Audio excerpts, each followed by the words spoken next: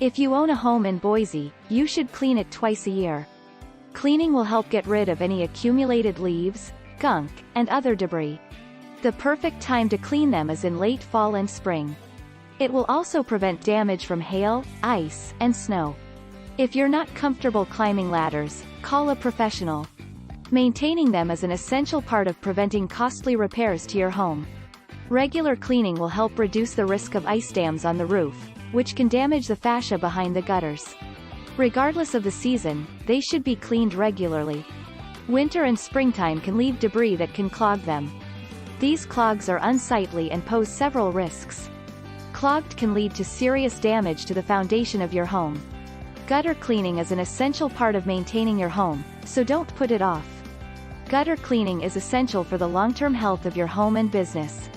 Regular cleaning is an essential part of preventative maintenance, and it can prevent major problems in the future.